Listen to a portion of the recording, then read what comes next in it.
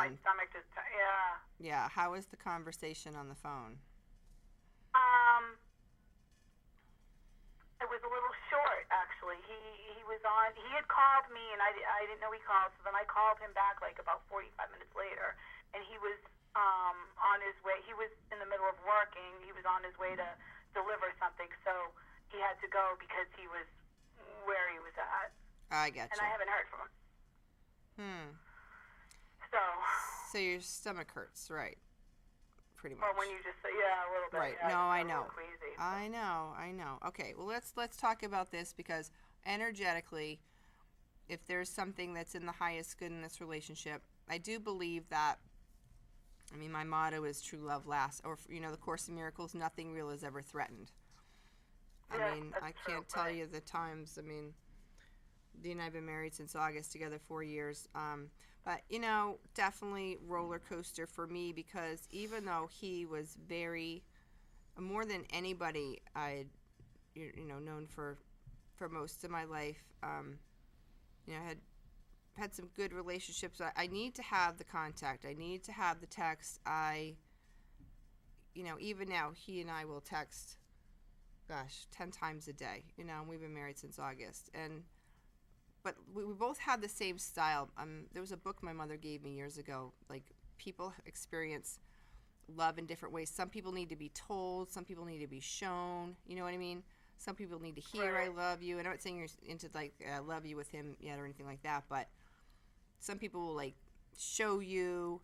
But obviously he's a communicator, because he knows how to do that. But let's work on what you think you might have done energetically to put some kind of block up, just to keep you from sabotaging yourself. So let me tune in for a second. Well, let me get into why you started to think this is too good to be true, okay? I'm going to do a little psychic thing for you, okay? Okay. Hang on.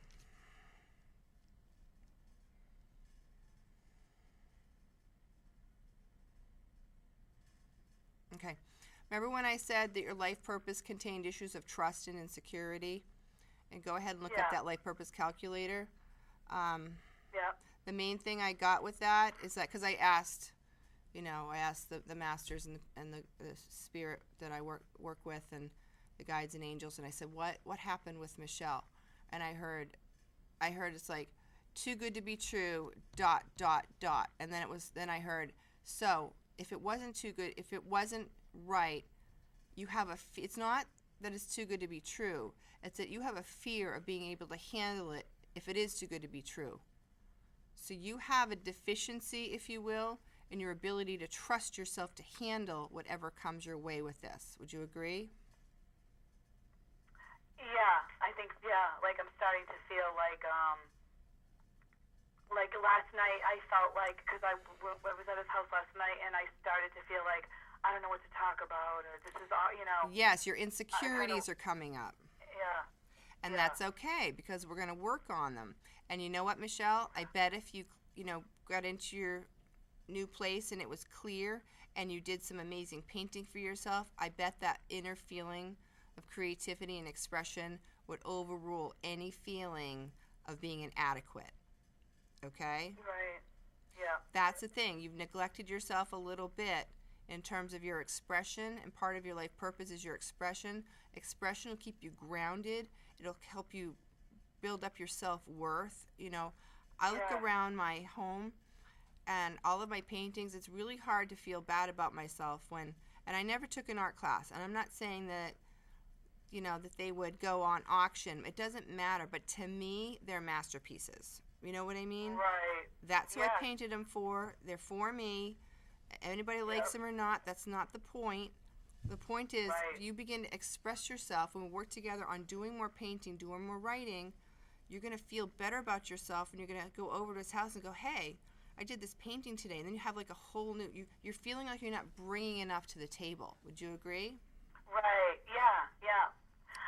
And plus the other thing too is, all last week I couldn't sleep, so I've been, I had been exhausted, and so I haven't been functioning, at my highest level by any stretch.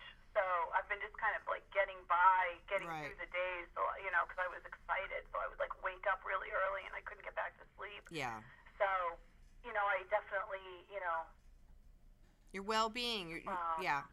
Well, this is self-care. Again, hear me when I say this. Imagine you spend, moving forward, like in this moment, you make a decision to take care of yourself, to take care of your emotional needs, your spiritual needs, your physical needs. You get enough sleep, you eat right, you create a space, you start to feel more naturally inspired because you look around your living space and you feel good about what you have around you. It naturally builds you up from the inside out. So when you go over to his house, you're like, hey, you're so full, right? Right now you're running on empty and you're going over there and you're like, I got nothing to say. I got nothing, right?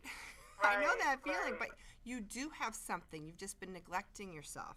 You see? Right. And this would happen with anybody. You have a lot to bring to the table, and if you're not taking care of yourself, it's going to show. And again, Dean and I have a good relationship. Like, we've been together for a while. And one thing he has said to me, he says, Ann, if you didn't, take care of yourself the way you do, or be who you are in your expressions, he said, I just couldn't be with somebody needy. I think you said that like that, right? Dean's with me here on the show. So I wasn't always like this, trust me. But through all the difficulty that I've been through and all the crash and burning and all the starting from ground zero and building myself up from the inside, a part of me made a decision that I will never let myself go again, especially not for, any man or, whatever. I love you, but, it's like my relationship with myself, my time with God, my, how I feel passion in the world, regardless of anything other than my own inner drive and motivation, is what helps me be more attractive in my relationship. Right. You see, and I don't do it so that I can be more attractive in a relationship. It's just naturally become a part of me. Exactly. So I think that's what we're going to work on more, is like you igniting the spark within you, because then you're going to be naturally magnetic. And whether it's with this guy or someone else, it won't even matter. I think we got to get you back. Would you agree? Yes. Okay.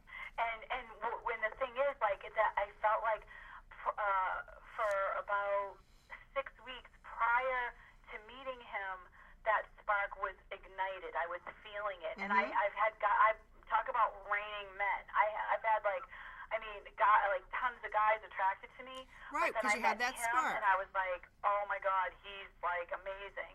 And then like I had this, I couldn't sleep and it wore me down. I was exhausted and now and then the insecurity kicked in. Well, remember. So I feel like, okay, I can't let go of that. I have to remember how I was feeling. Yep. Prior to meeting him. I was feeling great, and I was like attracting all kinds of good things. Yes, perfect. And go ahead and really check out that life purpose calculator, because it's very relevant that and another thing that I realized is I thought I was pretty awesome to a certain degree after my divorce was very difficult and everything, and I lived by myself for a year.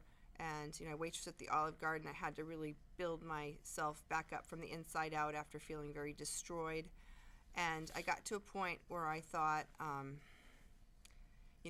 pretty awesome, and I was feeling good about myself. And I'm like, I'm sure it'd be really great if I got into another relationship. Well, you know what? I got in a relationship with Dean, and all of a sudden, everything I ever felt insecure about came right back up. It's not around us when we're not in relationships, you see? Oh, right. We need the relationships to show us where we're still wounded. Right. And I didn't know I still had some of my baggage and my issues because I was single. No one was bringing up my stuff. I wasn't waiting for someone to call. Therefore, I didn't know that I still had an insecurity about not being called when someone said they were going to call. You see, so it's really easy for me to think that I was like golden, and then I get in a relationship, I'm like, I'm a mess. I got issues. Right? Right, I know. But with the right person, that person has issues too, and so the person that you end up really working your stuff out with is that person that's going to see you for the beautiful soul that you are, and you're going to see that. You're always going to remember the greatness within each other while you're working on the stuff that's created wounds, because that's just what happens when we go through life. Other people, like I said, left their garbage in our energy field, or we decided to take it on, and it's our job to release these energies, transmute the energies, and you know, it's a path of transformation, and I've been on it, and you're on it. So just remember that you have that spark, and just know that this person is in your life now exactly to do what he's doing. He's bringing up your insecurities, and you don't have to send him a thank you card, but you can find something to be grateful for, I'm sure, when you realize that, I guess I still have stuff to work on, right? Right, yeah. So, right. Why are you laughing? Doesn't sound that exciting. Oh, Dean says it doesn't sound exciting. Well, it's hard to work on our stuff, but if you know that he hasn't called you, you know what you could do? Maybe he's feeling insecure. You could go into your fabulous goddess Michelle self and give him a text, but you gotta feel filled from the inside. You can't do it out of desperation or need. You know what I mean? Right. Because you know this energy. If you're feeling magical and magnetic and powerful and not needy, and you reach out, you're getting a good response. If you're feeling scared, desperate, and helpless, he's gonna read you like a book and run for the hills, right? Right. But you have control over this. You have power over this. I mean, the time that you take to nurture yourself, get enough sleep, when he sees you take care of yourself like that, it's going to make him feel more comfortable. You know what I mean? I think on some level, most men would have a fear, I would think, to having to caretake too much. Would you agree, Dean? Yes. Okay, Dean, I don't... yes. Let's ask Dean. So what does that feel like, Dean? Feels like it's too much pressure to have someone else, to take care of someone else? It feels like an oncoming burden that is unpredictable and unfamiliar. Yeah, I guess it's, I think that I don't handle everything by myself. If I have a problem, but Dean and I have been together for a while. But I think even soon, you don't want to scare the guy away, but I'd be like, look, I need your help with this. I'm not, and guys always want to fix things, so you want to be mindful of what you, like you say, I'm really tired and I haven't had enough sleep. Like, you don't want to burden him, but there's difference between sharing and communicating authentically and burdening somebody else. Okay, we just have like 3 minutes left. I just got the note, but just spend some time with your own energy and, filling up yourself and your own self-worth. And energy does, ripple out into the universe, and he's inevitably gonna notice if you are energetically filled up too. Dean has a way of knowing when I'm busy and very unneedy and just working in my work. He'll call me like 10 times a day when I'm really busy, and he's laughing because it's true. But if I'm feeling kind of low on fuel and feeling a little needy, suddenly he doesn't answer the phone when I call. Right? Yeah. And he's laughing because too, and he's always telling me, when you are like doing your thing, he goes, you're incredibly attractive. I'm like, well, I can't be incredibly attractive when I'm needy. Whatever. I know. It's unconscious too. Yeah, it's unconscious, so he's not trying. It is. It's just a thing. Exactly. He's not thinking. Right. So with this new relationship, how's it sound? We got to go in a minute. I'm so happy we're working together. How do you feel? I feel better. Good. Okay. Well, I feel better. Good. Same time next week. We got to run in a minute. Just that hour came up fast, but much love and many blessings to you this week. Think about everything. Rewatch the show when I upload it to my YouTube channel. Okay? Okay, I will. All right, and we'll be in touch. And you're on my circle too. Thank you. You're welcome. And write to me in the circle if you have anything that you want to talk about. Okay? Okay. On Facebook. Okay. Bye. Have a great week. Bye. Thank you. You're welcome. Bye. Okay. Well, that was a wonderful start, and I'm really glad to be working with Michelle over the next 5 weeks or so on her journey. And so I'm going to pull a quick card. I don't have much time. Love is eternal and unconditional. That's the message.